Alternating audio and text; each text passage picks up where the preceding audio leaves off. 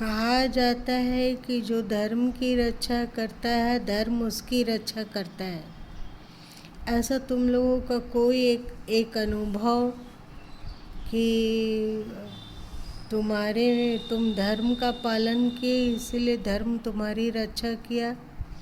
जैसे महात्मा गांधी का ही एक उदाहरण ले लो कि वे लिखते हैं कि बचपन में वे छुप छुप कर बीड़ी पिया करते थे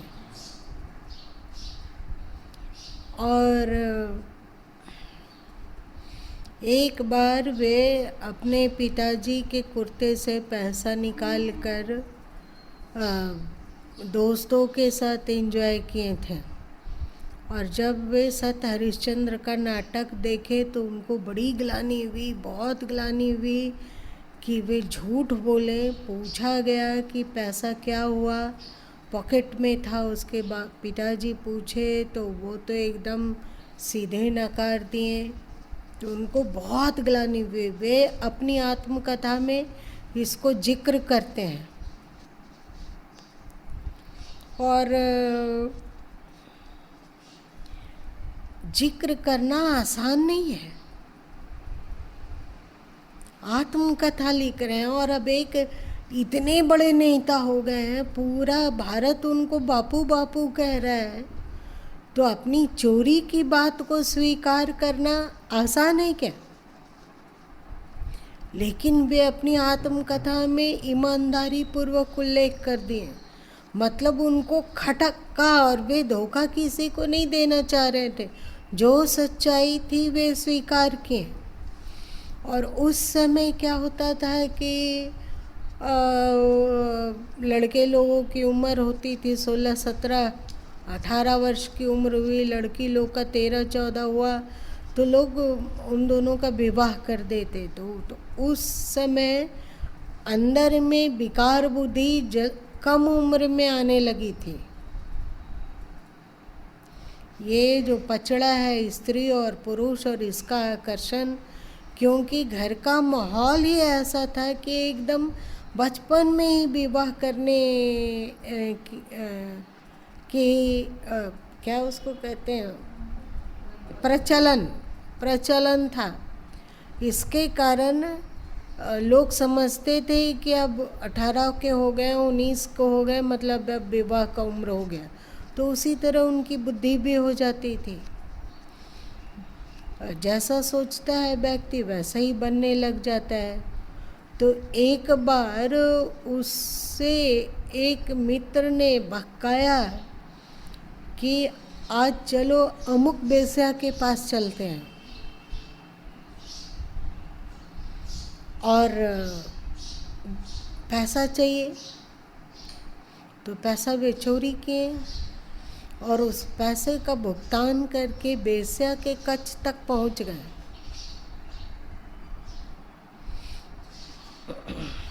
और उसका दोस्त ने उस बेश्या का बहुत ज़्यादा गुणगान किया था कि ऐसी है, ऐसी है, ऐसी है। तो एक कच्चा उम्र का बच्चा 18-19 कोई ऐसा नहीं है कि वो परिपक्व बुद्धि उसकी हो गई, ऐसी बात नहीं है। तो कच्चा उम्र का बच्चा वहाँ तक पहुँच गया, कच्छ तक, और वैसे अपना नाच नखड़ा दिखाने लग गई। और महात्मा गांधी लिखते हैं कि अंदर ही अंदर कुछ विचलितता आने लगी कि ये सही नहीं हो रहा है, ऐसा नहीं होना चाहिए, ये हम गलत कर रहे हैं, हम पाप कर रहे हैं। तो जब वेश्या उसकी ओर बढ़ी और लपकी झपकी तो वे सीधे उठे और उसको धक्का दिए एक तरफ और वे उस कच्छ से बाहर निकल आए। और फिर बहुत बहुत धन्यवाद दिए भारतीय दर्शन का, भारत के धर्म का, माँ की शिक्षा का और धर्म का कि उनकी रक्षा हो पाई। ऐसा कोई उदाहरण यदि हमारी रक्षा ना हो पाई हो तो या तो धर्म की रक्षा करने से धर्म रक्षा करता है, ये बात गलत होगी, अथवा ये बात गलत होगी कि हम धर्म पालन करते हैं, ये भी भ्रम हो सकता है। दोनों हो सकता है ना।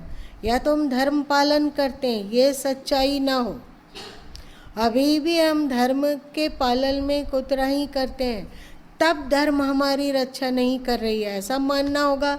अथवा ये मानना होगा कि ऐसा जो कहा गया कि धर्म की रक्षा करने से धर्म रक्षा करता है, इस बात को ने अस्वीकार करना होगा कि ये सच नहीं है। इन दोनों में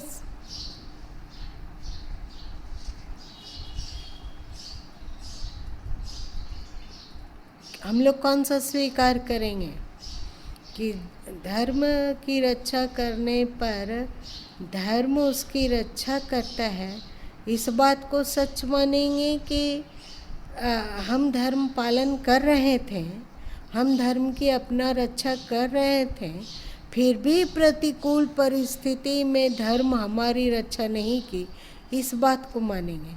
अथवा ये मानेंगे कि वस्तुतः हमसे धर्म पालन ठीक से नहीं हुआ, इस कारण धर्म हमारी रक्षा नहीं की।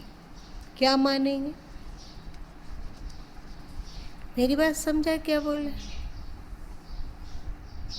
समझ रही हो? प्रयास करते रहना चाहिए, धर्म रक्षा करे कि नहीं करे उसके। यार ये बात छोड़ो, लेकिन शास्त्र कह रहा है, और तुम लोगों का जो रहता है धर्म रचितो रचिता इत्यादि कोटेशन का एक जैसे सत्यमेव जयते है, वैसे ही इसका भी उसी तरह प्रचार है, धर्म रचितो रचिता। तो इसका मतलब हम धर्म का पालन करते रहेंगे, धर्म रक्षा करे या ना रक्षा करे, इसका मतलब कि हम इस कोटेशन को झुठला रहे हैं। बता सही करेगा उसको सोच के नहीं करना चाहिए, तो स्वाभाविक है, वो जो आना है सो आएगा। नहीं, ऐसा कैसे आएगा? धर्म रक्षा करेगा, इसका मतलब है कि यदि हम धर्म का पालन कर रहे हैं, और जैसे गांधी जी धर्म का पालन अपने यथासंभव कर रहे थे, लेकिन वे वेश्या के कच्छ तक पहुंच गए, और फिर पतित होने से पहले ही धर्म से उसके मन में अनिजी फीलिंग और अनुचितता का बोध इस तरह उमड़ाया गुमड़ाया कि वे वहाँ से निकल के आ गए। इस तरह धर्म रक्षा करता है। ये नहीं कह रहे हैं कि गरीबी से रक्षा करेगा, कि बीमारी से रक्षा करेगा, कि हमारी प्रतिष्ठा बनी रहे, अप्रतिष्ठा से रक्षा करेगा, ये नहीं है कि हम धर्म की रक्षा कर रहे हैं। तो धर्म, जब भी हम अधर्म की ओर पैर बढ़ाएंगे तो जरूर अंतस में प्रेरणा होगी कि यह अनुचित है, ऐसा नहीं होना चाहिए, ये गलत है, और हम वहाँ से झटके से निकल के भाग जाएंगे। ये कहा जा रहा है। हम धर्म कर रहे हैं, इसका एहसास हो जाए इस धर्म। वही मतलब हम वो गलत में जा रहे हैं, हमको अंदर से एहसास है कि हम गलत कर रहे हैं, और तब उस गलती को छोड़ दें, तब जानो कि धर्म रक्षा हमारी किया। और हम जान रहे हैं, एक तो जल्दी पता नहीं चलता है कि हम धर्म मार्ग से च्युत हो रहे हैं, ये पता ही नहीं चलता है। और जब पता चलता है तो क्या हुआ, पता चलते हुए भी इस तरह का अधर्म का फोर्स रहता है कि हम उस गलती को करते हैं, मतलब अधर्माचरण करते हैं, उसी में बहते चले गए। ऐसा होता है कि जानते हुए भी कि ये गलत है, फिर भी उसमें बहते हुए चले जा रहे हैं। इसका मतलब है कि धर्म हमारी रक्षा नहीं कर रहा है, और जब धर्म हमारी नहीं रक्षा कर रहा है, इसका मतलब है कि हम भली भांति धर्म का पालन नहीं कर रहे हैं।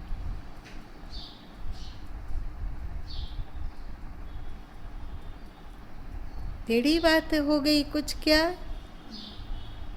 क्या समझ में आया?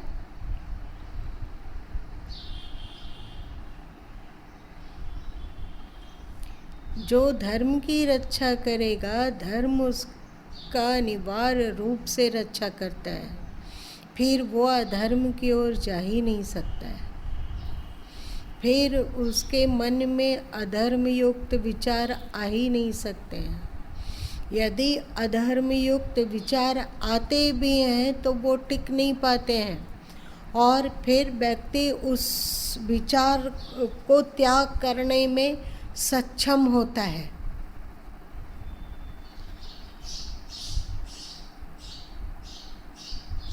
कोई उदाहरण बताओ सब कोई अपने अपने जीवन का, जब धर्म वहाँ रक्षा किया अथवा वहाँ धर्म रक्षा नहीं किया। बचपन की बात को भूल जाओ, जब 20 के हो गए उसके बाद से बात करो। हम लोग गांधी जी की तरह तो है नहीं कि आत्मस्वीकार करेंगे कि नहीं ये गलती हो रही थी और यहाँ रक्षा हुई, और ये गलती हो रही थी और वहाँ रक्षा नहीं हुई।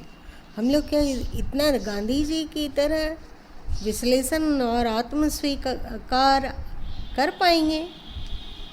क्यों नहीं कर पाते हैं? क्यों नहीं कर पाते हैं? क्योंकि प्रतिष्ठा में बट्टा लगने का डर है।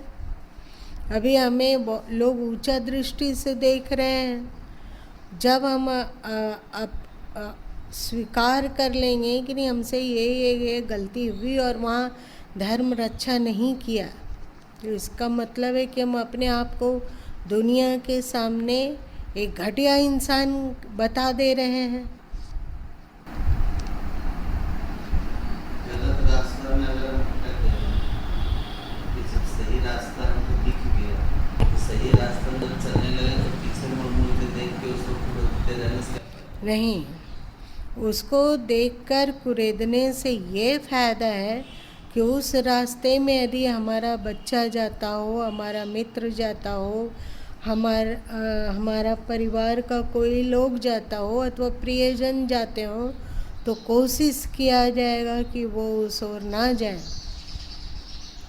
क्योंकि यदि हमने जान लिया कि अमुक फल खाने से 1 घंटा के लिए बेहोश हो गए थे, तो दूसरे को उस फल को खाने से रोकेंगे ना।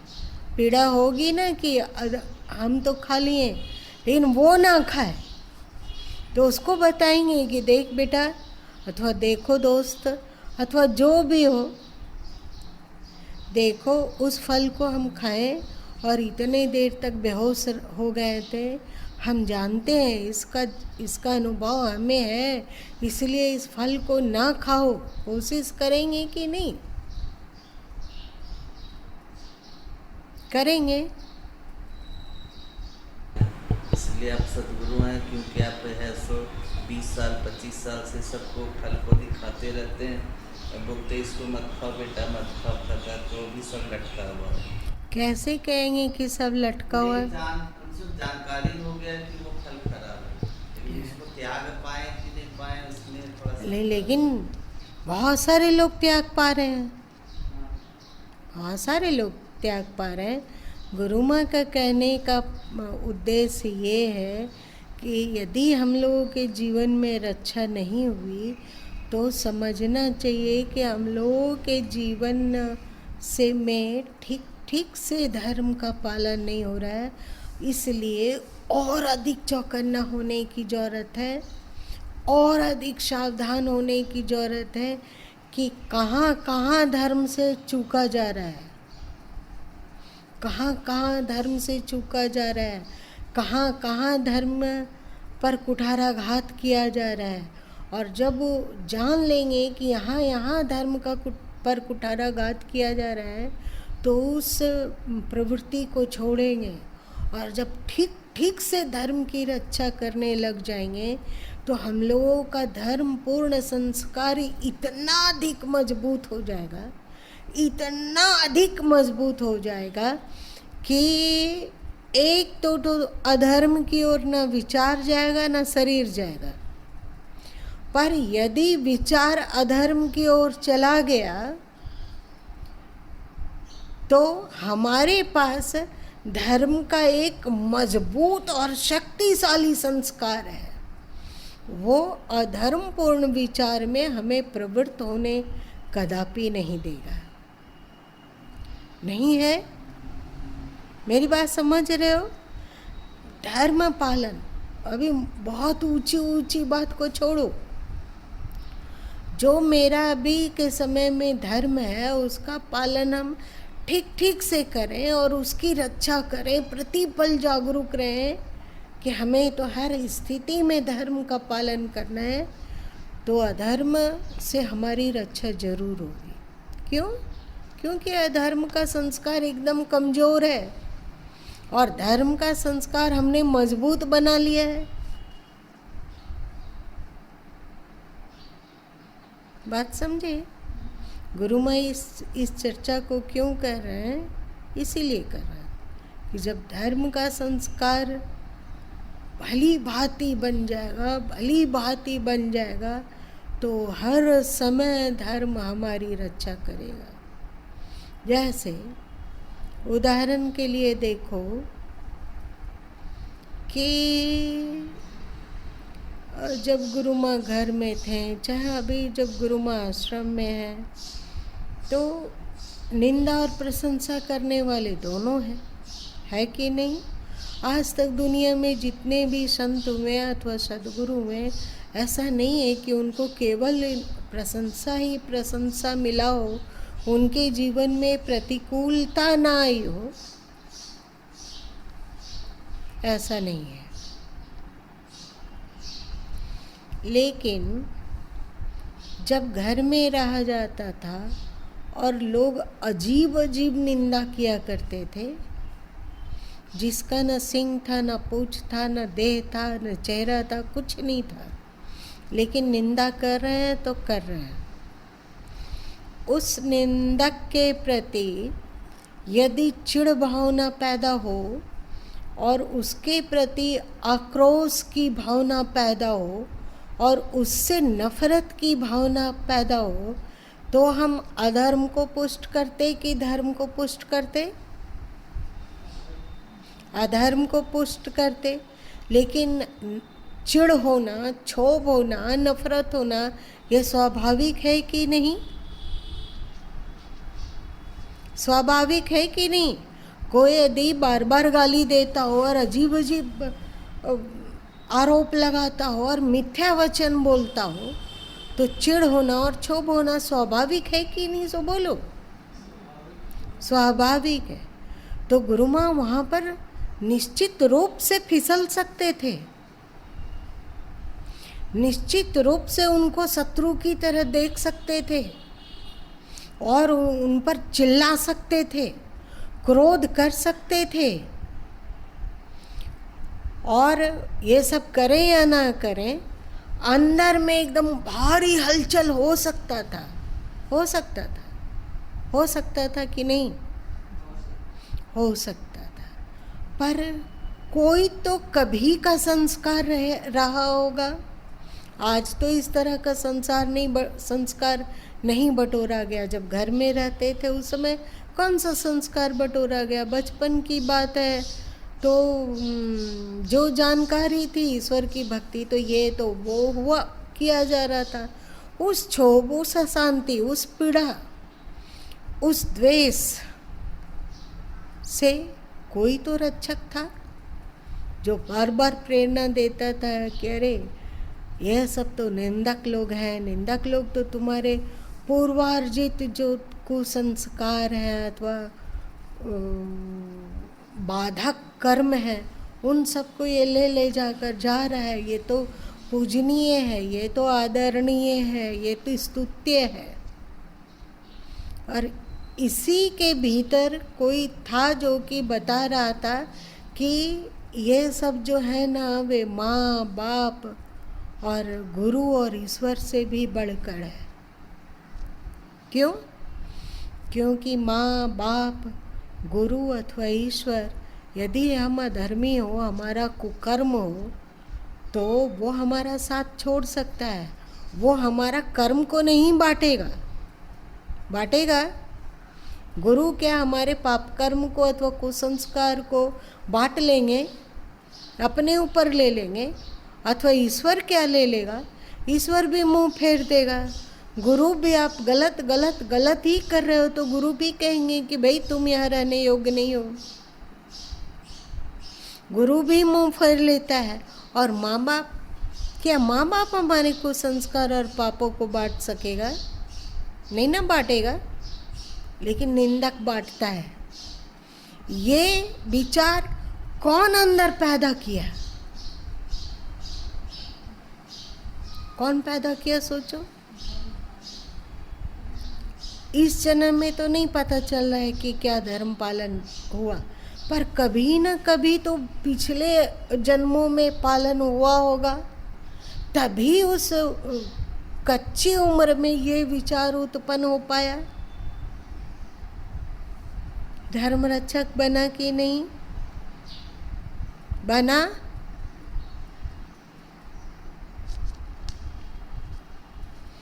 चाहे आज के समय में जब आश्रम में रहा जा रहा है तो क्या लगता है प्रशंसक और निंदक दोनों नहीं है कि नहीं है? और जब लोग निंदा करते हैं तो बेसिर पैर के एकदम मिथ्या बात बोलते हैं, है कि नहीं है? सच्चाई से उसका कोई लेना देना नहीं है, फिर भी बोलते हैं।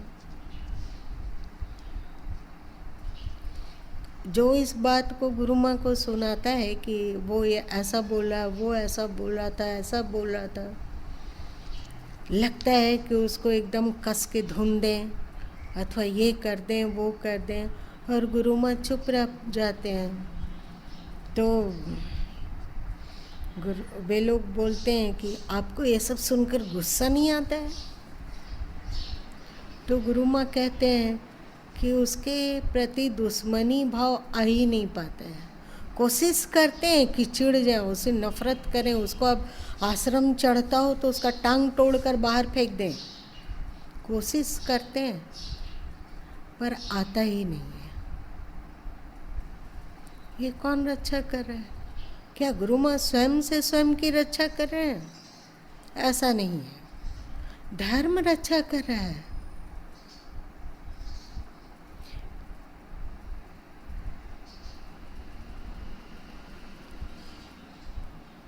कर रहा है। अगर धर्म साथ छोड़ दे तो क्या होगा? अभी भी ऐसे बहुत सारे लोग होंगे, अगले को लगता होगा कि गुरु माँ उसके साथ बहुत कठोरता किए, बहुत नाइंसाफ़ी किए, हमें बहुत दुख दिए, बहुत दर्द दिए, बहुत पेन दिए।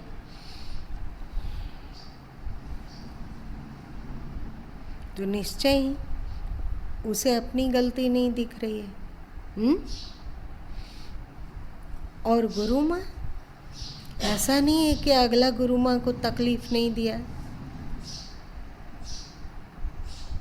दिया या नहीं दिया।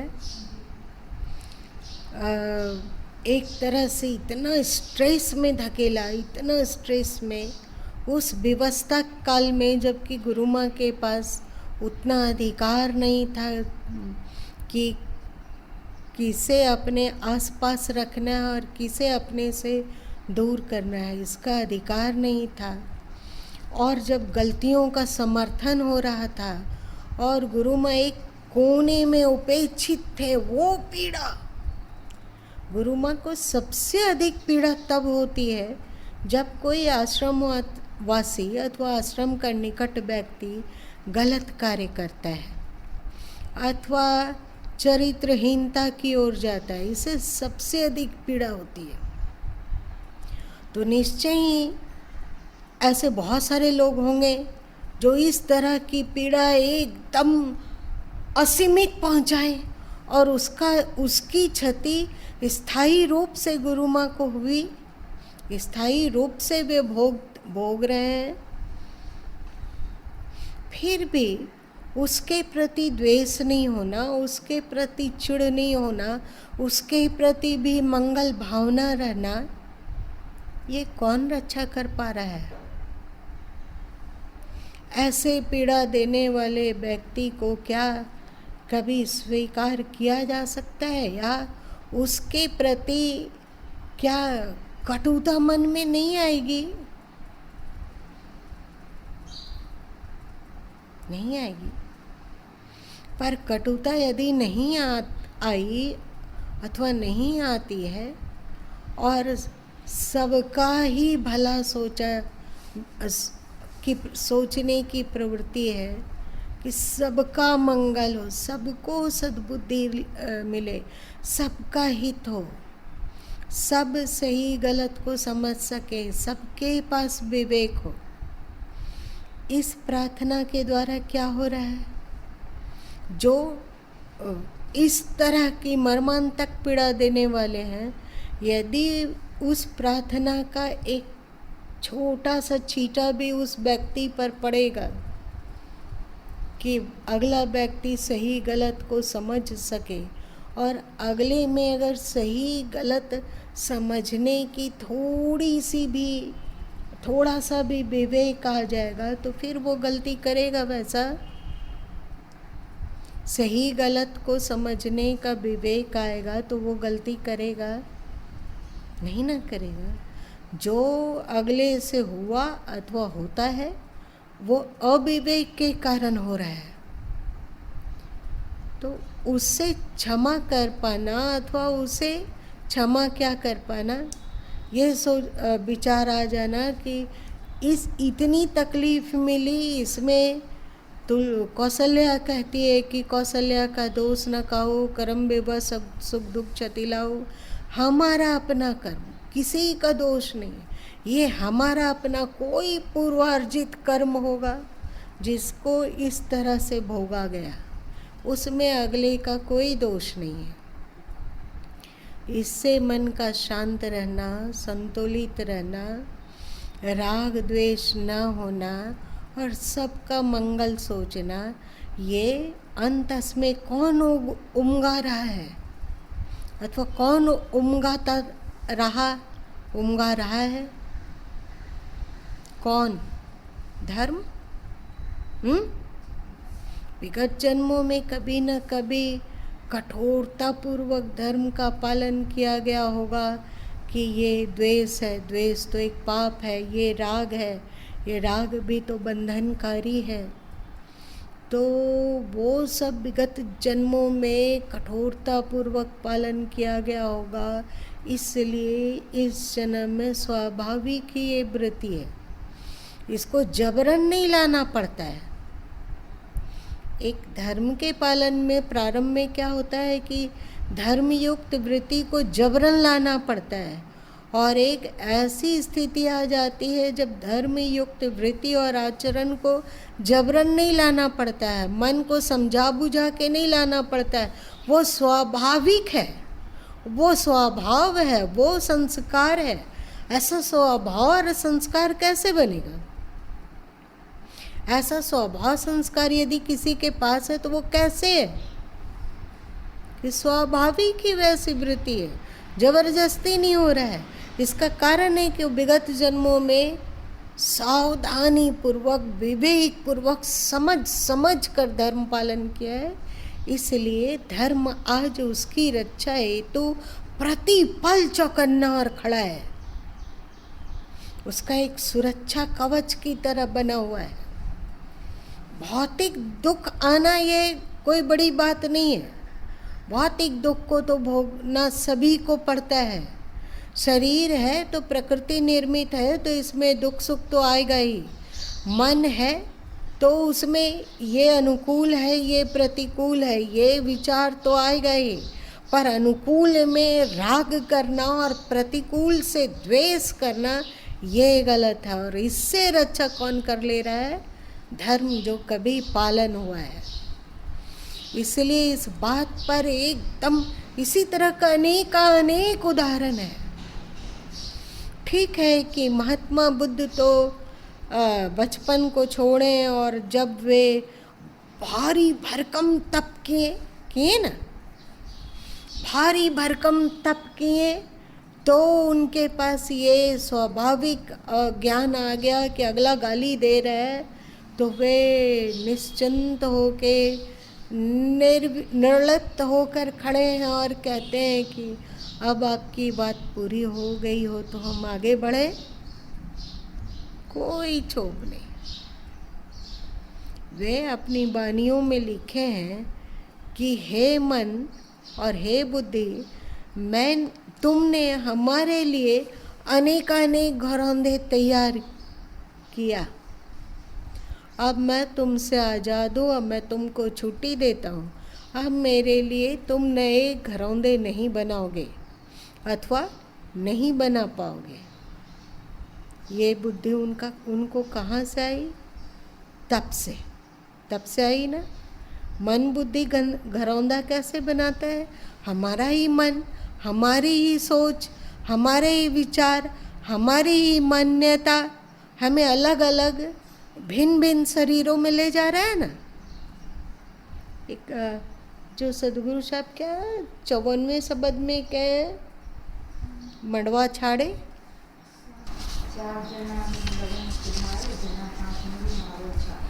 चार जन लगन सोदाया। लगन सोदाया मतलब क्या है? टीका तुम लोग पढ़े हो ना, तो बोलो। मन बुद्धि चित्त अहंकार लगन सोदाए। कहाँ पर इसका विवाह करना है, मतलब किस शरीर में इसको पहुँचाना है, ये सौदा ना विवाह निश्चित किया। और 5 जन्म मिली मंडो छायो और 5 भूत इस देह को छा दिया। किया ना। लगन शोधने का कार्य किसको है? मन बुद्धि चित्त अहंकार को। तो महात्मा बुद्ध बोले कि अब तुमने मेरे लिए बहुत मड़वा छा दिया, बहुत लगन सौदा और बहुत सारा घरौंदा बनाया।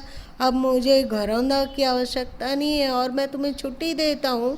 और यदि तुम मेरे भीतर भी रहे तो अब मेरे लिए नया घरौंदा नहीं बना सकोगे, मतलब नया शरीर नहीं दे सकोगे, क्योंकि अब मैं मन और बुद्धि चित्त अहंकार से बहुत ऊपर उठ चुका हूँ।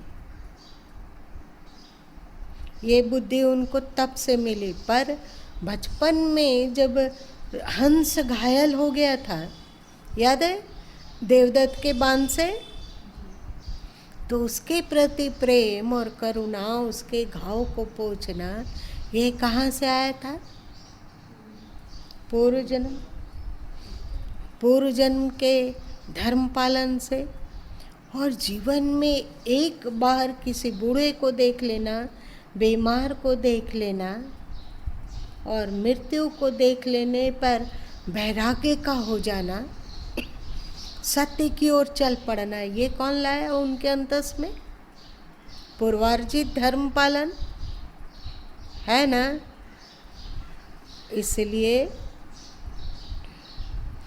विश्वास रखो कि धर्म प्रतिपल रक्षा करेगी, लेकिन प्रारंभ में तुम्हें धर्म की रक्षा करनी होगी। सावधानी पूर्वक धर्म की रक्षा की जानी तुम्हें करनी होगी।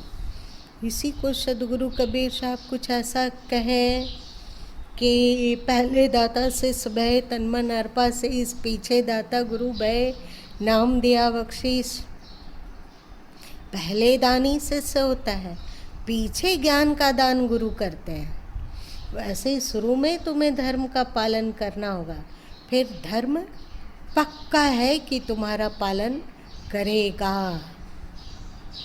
इस जो सूत्र है, धर्म की रक्षा करने पर धर्म रक्षा करता है, ये बहुत एकदम अकाट्य है। मेरी बात समझ में आ गई सबको? नहीं समझ में आई? संतोष, मेरी बात समझ में आई कि कैसे धर्म रक्षा करता है? सो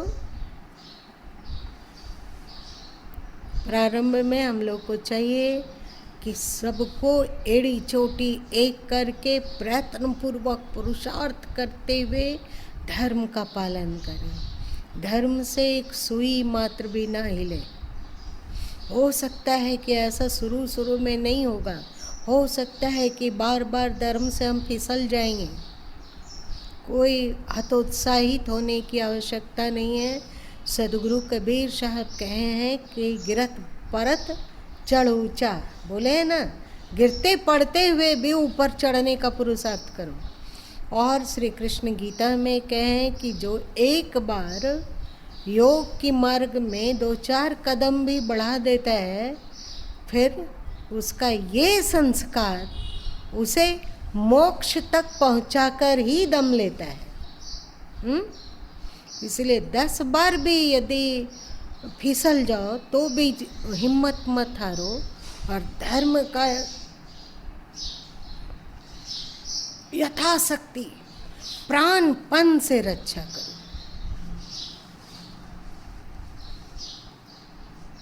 आज इतना ही, फिर देर हो जाती है।